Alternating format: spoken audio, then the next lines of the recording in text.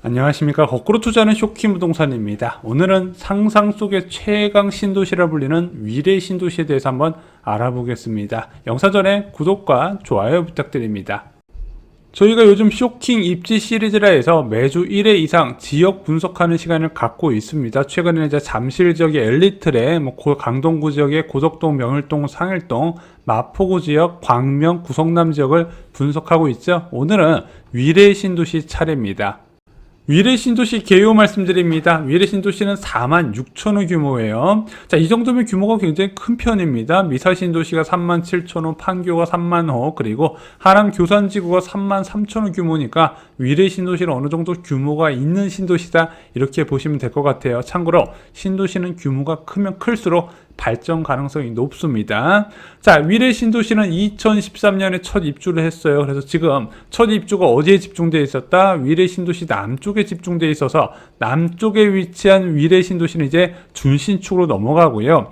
2020년 이후에 대거 입주한 북위례 지역은 이제 아직까지 신축 상태로 남아있게 되겠죠. 또한 위례 신도시는 3개 행정구역으로 되어 있습니다. 서울시 송파구, 그 다음에 하남시, 성남시, 수정구가 합쳐진 신도시의 행정통합은 되어 있지 않습니다. 또한 위례 신도시는 특징이 있어요. 무엇일까요? 대형 면적 비율이 굉장히 높다는 겁니다. 그래서 위례 신도시는요, 대형 면적과 중형 면적의 차이가 그렇게 많지 않아서 나는 무조건 대형 아파트 살아야겠다는 분들도 이런 위례 신도시를 많이 고려를 하시더라고요. 위례 신도시의 3가지 교통대책 아시나요? 자, 신도시 조성될 때 3가지 방안을 제시했어요. 첫 번째는 8호선 역사 개통, 그래서 기존에 있던 선로에다가 남위례역을 개통했죠. 2021년 12월 개통으로 첫 입주가 2013년이니까 좀 많이 늦어졌어요. 자, 두 번째 교통대책은 바로 위례선 트램입니다. 자, 5호선 마천역 인근을 시작으로 해서 8호선 남위례역과 복정역을 연결하는 노선인데 2022년 11월에 착공됐고 2026년 초에 입주가 진행이 된다고 합니다. 마지막으로 위례 신도시 교통대책의 핵심이죠. 바로 위례 신사선 3량짜리 경전철이 들어올 계획인데 얘가 삼성역까지 다이렉트로 가거든요. 그렇게 된다면 위례 신도시는 강남 접근이 바로 되는 대형 신도시다 보니까 선호도가 높아질 것이고, 이에 따라서 위례 신도시는 항상 빠지지 않고 전망 좋은 신도시에 포함이 됐던 곳입니다. 문제는 얘가 16년째 표류가 되고 있어요. 자, 이 영상 찍는 와중에 뉴스가 떴어요. 위례 신사선에서 3번째 민자사업자를 선정한다고 했는데 유찰이 됐다고 합니다. 서울시는 재공고를 추진한다고 하네요. 아직까지 사업 주체조차 확정이 안 된 상태라는 겁니다. 신도시 교통대책의 대표적인 실패 사례로 꼽히는 데가 바로 위례 신도시입니다. 입주 시작 10년이 넘었지만 제대로 갖춰진 교통수단이 없다는 거. 아니, 이제 남위례역 있잖아. 얘도 솔직히 굉장히 오래 지연이 됐고요. 또한 이제 위례 신도시 위치를 보시면 아시겠지만 남위례역을 도보로 이용할 수 있는 단지가 그렇게 많지는 않거든요. 대부분은 이 남위례역을 버스로 이용하다 보니까 트램과 경전철에 의존할 수밖에 없는데, 트램은 이제 2026년으로 미뤄졌고 이제 경전철은 아직까지 사업 주체도 안 되다 보니까 위례 신도시 가지신 분들의 불만이 되게 많아요.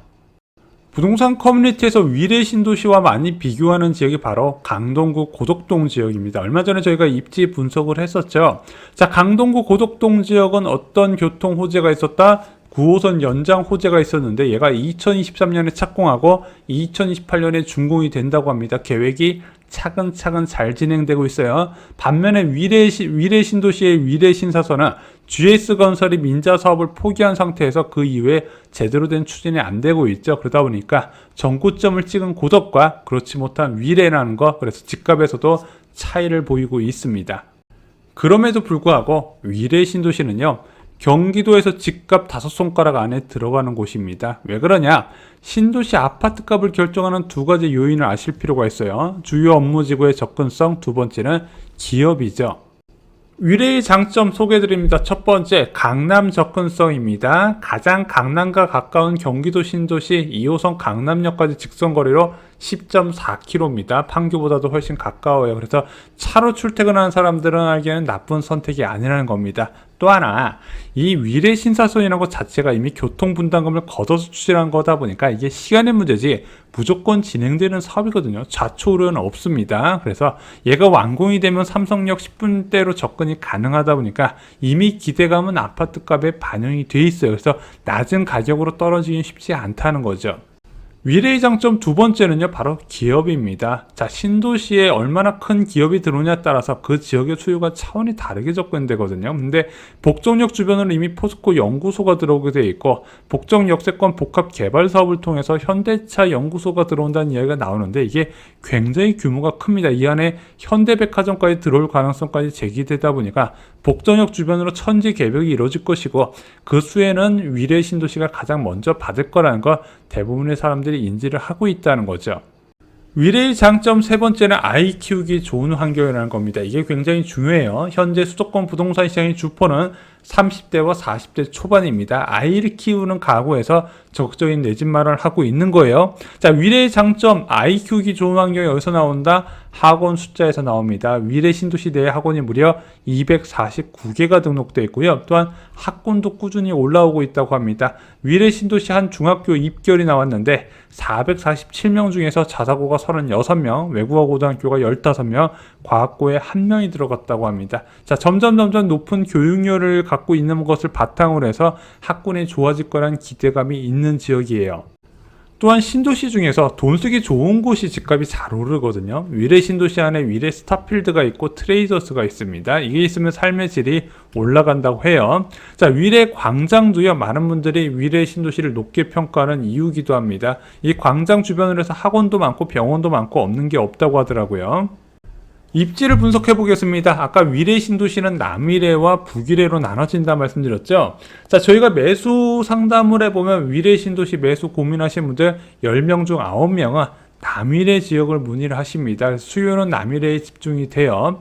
자, 북위례 같은 경우는요, 이제 하남위례하고 송파위례로 나눠져 있는데, 하남위례 쪽으로 해선 가성비 신축 대형을 찾는 수주자들을 좀 가끔 문의를 주시고요. 그렇다고 북위례가 싸진 않아요. 자, 이 호수공원 주변으로 해서 뷰는 굉장히 비쌉니다. 아마 위례 최고가는 아마 호수공원 뷰가 찍는 걸로 저는 알고 있거든요. 그래서 이렇게 수요가 좀 나눠진다는 것 참고를 하시고요. 오늘은 남위례 중심으로 해서 한번 소개를 드려보겠습니다.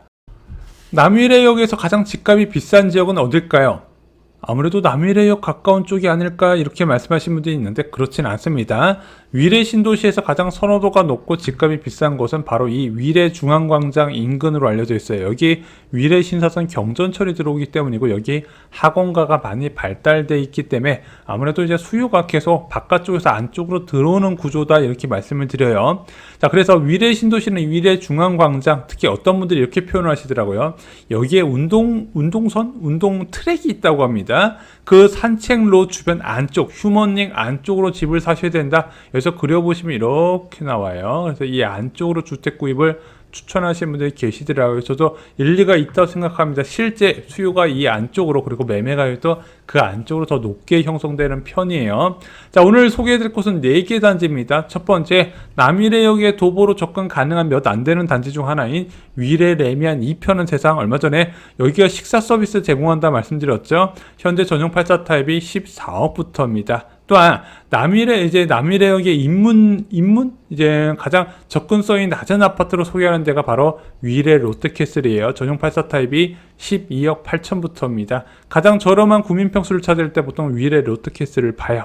그 다음으로 많이 찾는 곳이 위례 센트럴 자이입니다. 현재는 16억 5천으로 가장 비싸고요. 그 위례에 위쪽으로 위례 24단지 꿈의 그린이 있습니다. 얘는 15억 5천부터인데 약간 연식이 오래되다 보니까 선호도는 위례 센트럴 자이가 좀 더 높은 것으로 보여집니다. 이 4개 단지를 가장 많이 문의를 주시더라고요.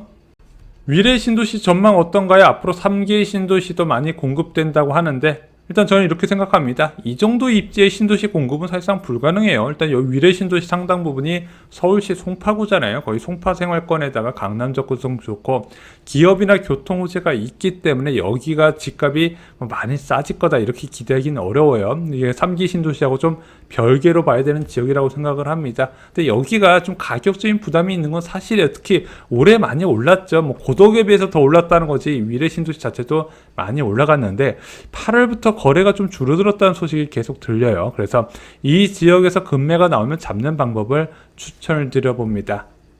오늘 영상 도움이 되셨나요? 도움이 되셨다면 구독과 좋아요 그리고 위례신도시 관심 많으신 분들께 이 영상 공유해 주시면 그분들께 큰 도움이 되실 거라 생각합니다. 이상으로 영상 마치겠습니다. 감사합니다.